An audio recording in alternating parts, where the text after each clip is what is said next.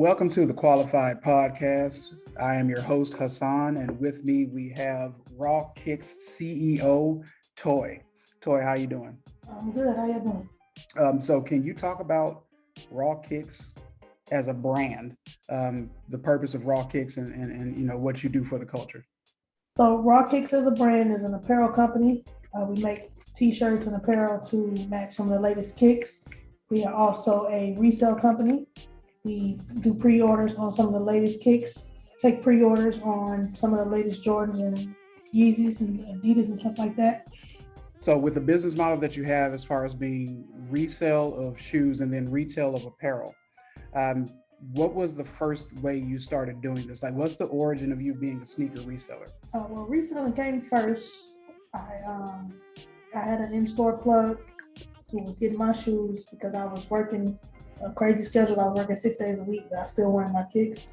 So he was getting my shoes for me. And then once I left that job, I still had people like coworkers and things who didn't have access to the shoes. So they would pay me to get them for them. So I just took that and ran with it.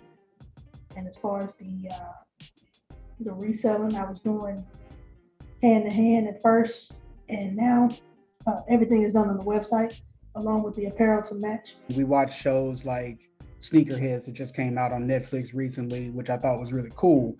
But I'm a buyer, so I'm not a reseller. I have limited knowledge about reselling unless somebody just really wanted to buy some shoes that I had. Right. But as a business of reselling, you start this off hand to hand by having a plug in the store. They hook you up, or maybe you stand in line for the releases. Have you ever stood in line for the releases? I have. I haven't done like the overnight camping out. Never done that. I think the most I've stood in line for some shoes was 6 hours, and that was when Jay's was releasing at midnight. But other than that, reselling has become a little easier with all of the apps and everything, because you got to have points, and it gives you more access to them. There's a lot more people doing it now, but it's a lot of them out here that's messing up the game too by selling fakes or just kind of lowballing the price, which is really driving the price down. Like you get some of these people on StockX, and by the time you put a price up there and you pay that fee, you really just get retail back, and it's kind of like you wasted your time. So I read on, I think it was probably an Instagram post where they were talking about if you're going to get into the resale game, here's the profit margins that you're expecting to get. And I'm not really asking this to give the game away. This is informative. We are trying to be informative, but at the same time, the way Toye and Rawkicks business model works may not be for you. But the lesson in it, though, is to understand at least the game that you're getting into. So if you have a shoe on average that is reselling for $200, what is your expected profit margin when you're reselling? Actually, it depends. It depends on the shoe. Of course, the more hype behind the shoe, the more value.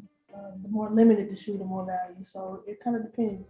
Most general releases are $50 to $60 profit.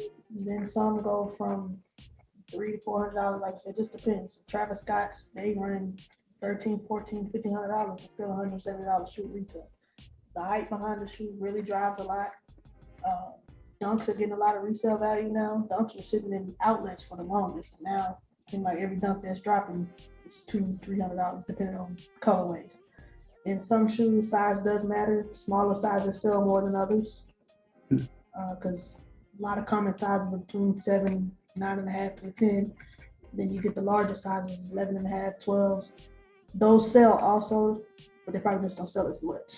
So it really just depends. Like it's a lot of research going behind it, because you get some that are hyped up so much, and then when they drop, the value on it drop because they were so available. So it goes from being a hype shoe to a brick. So man, this sounds so familiar. So the nature of a commodity is that the rarity of it, the exclusivity of it, how many people have it versus how many people can't get it is going to drive up the market. That's supply and demand. That probably sounds obvious to a lot of people. I'm just expressing it so that you understand the layout. Then you get into, let's go with a Air Force One, right? An Air Force One, a standard Air Force One is going to go for, I don't know, what is $100?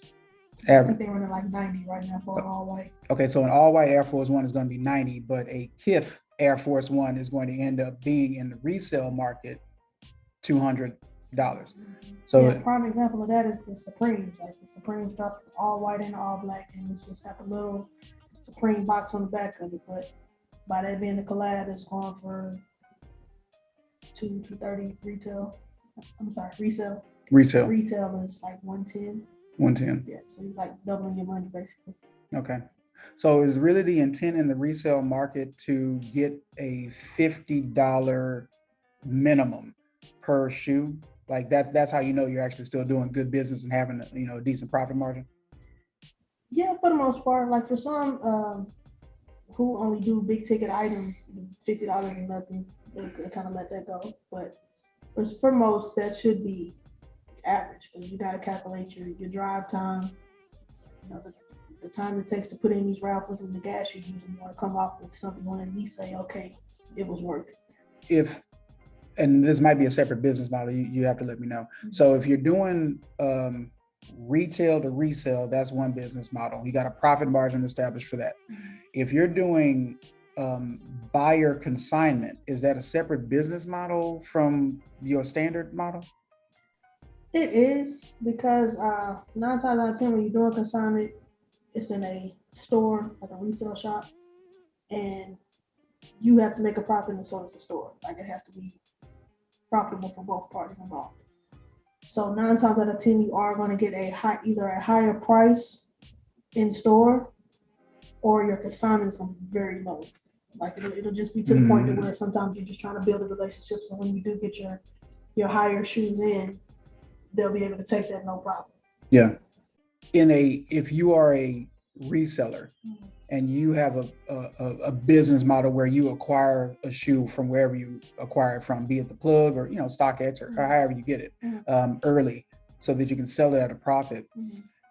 Do you now hold this for anybody to buy, or is there someone contacting you saying, "Hey, I want this shoe. Can you get it for me?" Well, it kind of works both ways. Of course, buying it early, you're going to spend more getting it. So which means you're going to sell it for more. If you decide to buy a bunch of them early and you can't move them early, and then now you got to adjust your price to lower it a little bit after the release because there's so many available. Now you got to take a loss, or pretty much it's going to break even. So the only person that came out on that one is whoever you got it early from. So with that being said, what does sneaker culture look like in Houston? And I guess let me go back. We're talking about streetwear right now. My opinion about style and fashion in the South is pretty skewed because I remember where fashion left. I remember where we had larger department stores and they were actually pushing the envelope of what was current, and then it kind of moved into what just sold within we'll call it a conservative marketplace. Because if you look at who really has money and spends money on clothes outside of African American culture, because we drive culture. But if you look at who was really spending money prior to that, the fashion sense wasn't the same. I mean, it was fur coats out here, but it's so hot you can only wear that once, maybe. And you go into an air-conditioned place at that to even wear it. It's just for you to walk in and you're going to take it off. It's just for you to walk in. This is a small theory I have. In California, you're judged by your cars. In New York, you're judged by your shoes. In the South, in the middle of America, you're kind of judged by both. But for a sneaker culture, because we get Sneaker Con, and we have, I think Complex Con came down here too. So you have all these, delineated sneaker culture items. But what's the sneaker culture like in Houston? Is it just a particular type of shoe that everyone's buying, or is it pretty diverse? I can honestly say it's not necessarily for everybody, but Houston has a lot of hype. Okay. They buy a lot of hype.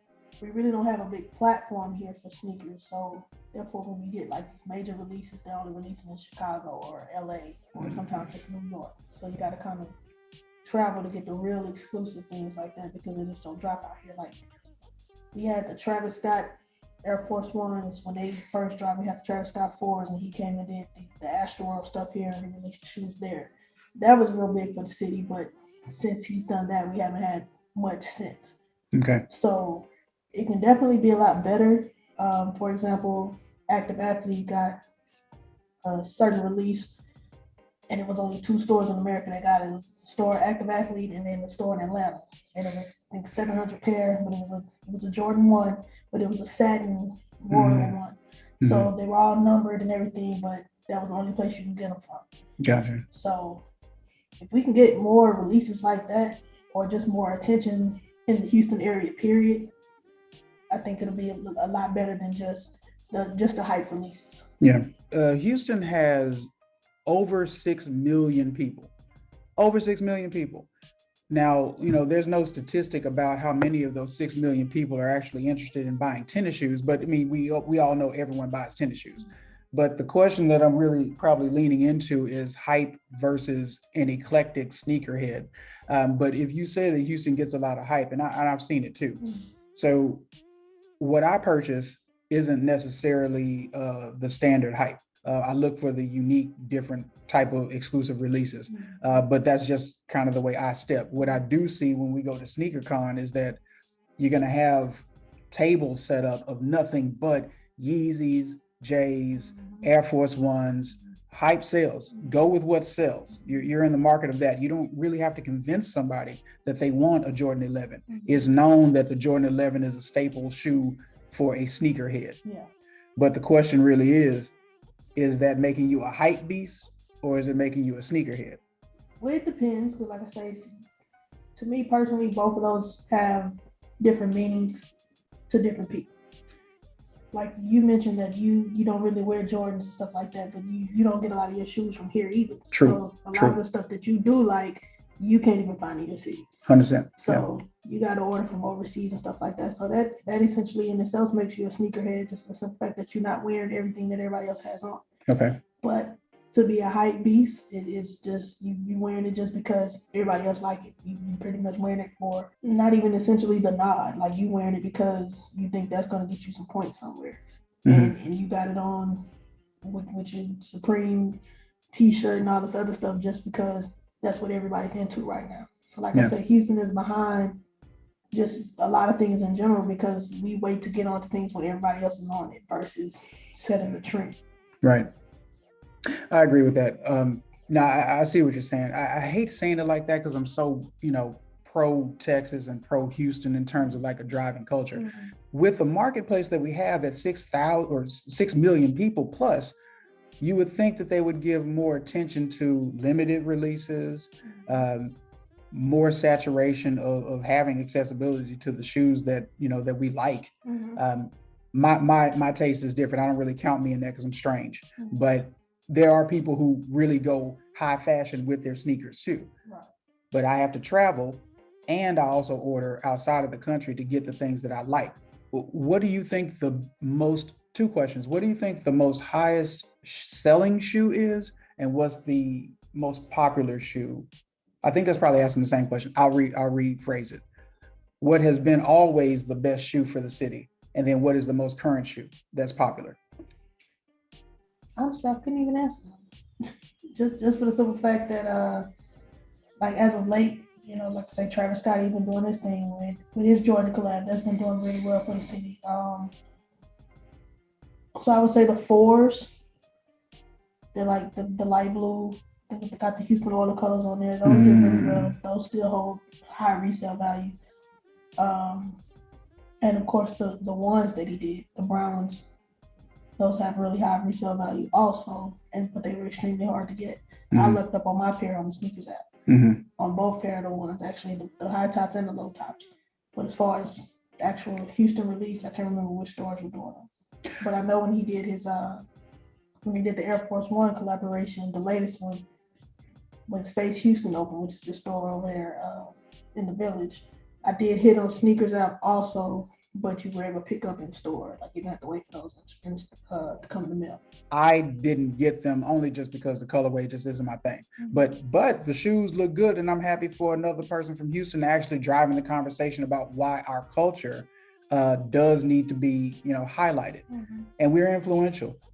So it's things to consider as far as the influence that Houston has as a marketplace, but yet we don't get necessarily the credit for it because the ideas are easier to take. But when Travis did that, I was really, really proud of it. I'll give you my opinion about the question though. because our era is a little bit different. I think the most popular shoe ever in Houston, and if you're in the comments, when you hear this, you want to correct me if I'm wrong, you want to challenge it, you're welcome to do so. But I think the most popular shoe in Houston is the Concord 11. And the only reason why I say that is because we used to call them murder J's. And if you, as old as I am, you know what I'm talking about.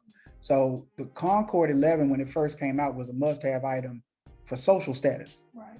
Why people buy a shoe like that, we can have that conversation later. But the fact that Jordan made it, or the Jordan brand made it, and that's before he separated Jordan brand from Nike. I'm talking about the OGs. That came out, I was in high school. If you had that shoe, you immediately were of a different social status. People wanted that shoe. That was the first shoe. That's a classic. That's like Jay-Z's Reasonable Doubt. That's Nas's first album. You don't compare it to nothing else. Mm-hmm. So the bread's also like bread too. But at the same time, we're still talking about 11. Still in 11. It is an iconic shoe. It's one of the most popular. That's why they always come and drop them right before Christmas. Yeah. To drive that supply and demand, because these last few releases, the numbers have been larger than the past, but they're still a hot ticket item. Mm-hmm. They're still selling out. Mm-hmm. It's still one of the hottest shoes of the year to buy. Like, it's still one of my most requested and most copped shoe of the year. 25th anniversary just passed, right? That's the black ones with the Jordan going up the side of it, right? Mm-hmm. It's been 25 years since that shoe came out. That's crazy. I'm gonna go with the 11 Concord specifically, but I think we can probably argue that the 11 might have been the best shoe ever. And then we went with Travis Scott's being the most popular one right now. Mm-hmm. Would you consider the Yeezy more popular than the Travis Scott, or Travis Scott overtook Yeezy out here? I can definitely say Travis overtook that. Yeezy he dropping a lot of the same color or similar colors and just calling it something else. So the value on a lot of those drop. I used to have some colorways that just do better numbers, but like the all black pairs, or when he just re-released right before Christmas, his bread pair, those sold pretty well. But they're still kind of limited, but it is a little more access to them now because he wants more people to have his shoes. Gotcha. So that has dropped the resale value of them, but it's still a great shoe. Like, it's one of the most comfortable shoes. I definitely wear them. I do have a couple pair of them. We can do this all day. So, all right. So we're going to save some of this for later because I know this is going to bring up a whole lot of other topics. Would you consider the Jordan 11 the best Jordan ever, or what's the best Jordan to you? Personally, it's one of the top, because in my collection, I do have a lot of the 11s, the highs and the lows. But my personal favorite would be the 13, the Flints. And since they re-released last year, I actually just got them into my collection. But it's been an all-time favorite between that and the black and white playoff 12s. I have those. Got them on ice, never been on my feet, but that's in the personal Rawkicks box that they will not be worn until I get another pair. So do you value that shoe because of its cost or because of what it means to you? No, just because of what it means. I was in middle school when it dropped the first time, and had a pair, and at the time, you be kidding, you didn't value what you got on your feet. So I told them up, and when I got a chance to get another pair when they did re-release, and it's crazy. That was one of the shoes I was going to camp out for, but I ended up getting teeth pulled the day before it released and couldn't get out there to it. But that is the release that they changed, releasing from midnight to 7 in the morning. So Once I got up and realized that I didn't miss the release, I was online trying to grab a pair, and it just missed out. Like, I went over to Active Athlete, mouth all wrapped up and everything, and I was like the third person in line before they sold out. But I was there 4 hours waiting in line trying to get them when I found out that they didn't release at midnight, they released at 7. So I got up, and then that's when the Active Athlete was on telephone. So like I said, I got there and it was like the third person from the door, and they came out and announced that they were sold out. But I ended up copping them like a year later. I had a friend in Atlanta, because I grew up in Atlanta, so me and him still kept in touch, and we actually wear the same size. He was like, he had an extra pair he never put on. He bought 2 pair when they dropped, and he'll sell it to me. I was like, bet, send that. Like, I don't even care what you want for it, put that in the mail. And that's how I got my pair. But like I said, I haven't worn that pair. And they did re-release a low-top version of that shoe, which I do wear just to keep from wearing my high-top pair. but I would like to see them retro the high top pair so I can finally wear it and be out in it, and wear those. Because main reason I don't wear it is because it has the white bottom and it is hard to get that clean. So I guess it's a lot of stuff out there now, cleaning supplies and cleaning products and paints and stuff where you can get it back. But it's nothing like that original, fresh out the box, first step in it. That's true. You first put your foot in, there's nothing like that feeling. So I think that is a pair like that I would probably never wear. Yeah, originally, like the way I grew up and who I grew up under, we would buy doubles. Mm-hmm. Like we would legit buy doubles. Mm-hmm. It would be, okay, you got one pair of sixes, okay, cool, you needed to buy two. Or, even when I was younger and had, we would just go and buy one, but then I'm going to grow into another size. So I legit had a pair of Jordan 6s that were my size, and then another one that was a size 10 for when I could just wear 10s. But that's just the way we were. What I want to know is, what do you think the essential top 5 Jordan numbers would be? Not colors, numbers. Like, you wouldn't consider yourself a sneakerhead unless you have these Jordans. And then from there, we can probably get into what the hottest colors are. Yeah. But like I say, definitely 11s, 1s. I like 4s. I got a lot of 4s and 12s and 13s. I think that's 6, but like that rounds up my top. Okay, so out of those then, what are the best colorways? For the ones, I would definitely have to say the Van Breads, and also the Chicago colorway. The 11s, definitely the Concord or the Breads. But a lot of people go crazy for that cool gray, like Carolina blue bottoms, all white, definitely the Bread and playoff 13s. 12s, there's a lot of 12s, like the Taxis and definitely the Cherries. I hate the Taxi. I cannot stand the way they look. Man, that is. It's too much black though. That's a highly anticipated shoe. See, we getting a close version of that this year, but it's nothing like the original. I can't do it. I can't do it. We had this conversation a lot. If it's got too much black on it, it looks muted to me. And listen, it's the same thing with the cool gray. Mm-hmm. It's too much of one color. Mm-hmm. But I want my shoes to pop. Like an Air Max 270 I'm going to consider that hype. But an Air Max 270 came out, I wanted the colorway that I did never see anywhere. I didn't want anyone else to have that. I didn't want to see anybody else wearing that color. Mm-hmm. And when I walk through the mall, I get the nod. I'm like, hey, but at least, we're getting uniqueness within even still a hype type of shoe. Right. But I'll give you mine. I'll give you my Jordan top 5. Mm-hmm. The Jordan 1, 4, Jordan 7, 11s, and then 13s. That's my 5. 8s were cool, but that wasn't my thing. Mm-hmm. And then also for anybody, like, you have to take in consideration, I was a child when all this stuff was coming out. I'm only talking about OGs. Mm-hmm. When they put out the retros, I respect all of that. I think they're great. Now, for me, later on, we might talk about why I don't buy Jordans. It's just kind of not my thing. I have an opinion about it, but I respect the game.